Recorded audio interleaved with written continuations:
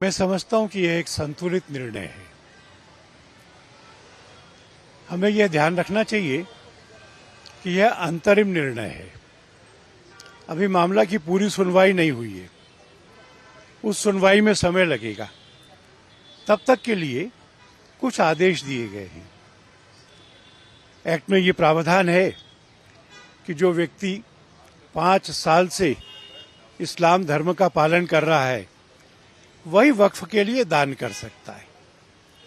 Supreme court ने इस प्रावधान को छेड़ा नहीं है, पर उन्होंने कहा कि राज्यों को इस कानून के अंतर्गत नियम बना करके एक प्रक्रिया तय करनी चाहिए जिससे इस बात को देखा जा सके कि दानदाता 5 साल से मुसलमान है कि नहीं। जैसे जैसे ये रूल्स बनते जाएंगे ये प्रावधान लागू होता जाएगा। यह भी एक बात थी कि सरकारी संपत्ति अगर वक्फ में शामिल कर ली गई है तो वो डी रजिस्टर होगी। सुप्रीम कोर्ट ने इसके बारे में कुछ नहीं कहा है, पर यह तय करना कि यह प्रॉपर्टी सरकारी है कि नहीं कानून में था कि कलेक्टर तय करेगा।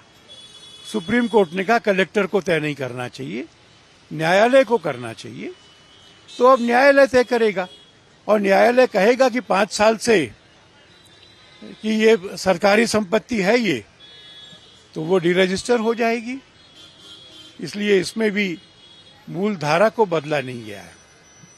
तीसरा ये कि वक्फ बोर्ड और काउंसिल में गैर मुसलमान भी हो सकते हैं।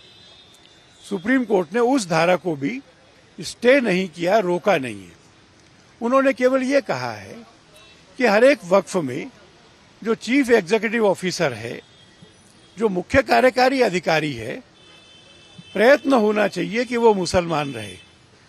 मुझे लगता है कि इस कानून की लागू होने में अब कोई संशय नहीं है। सुप्रीम कोर्ट ने जो सीमा रेखाएं खींची हैं उसके अंतर्गत ये कानून लागू होगा और इससे वक्फ के एडमिनिस्ट्रेशन को स्ट्रीमलाइन करने के लिए और उसके उद्देश्यों की प्राप्ति के लिए ये एक्ट मार्गदर्शक साबित होगा, सहायता करेगा।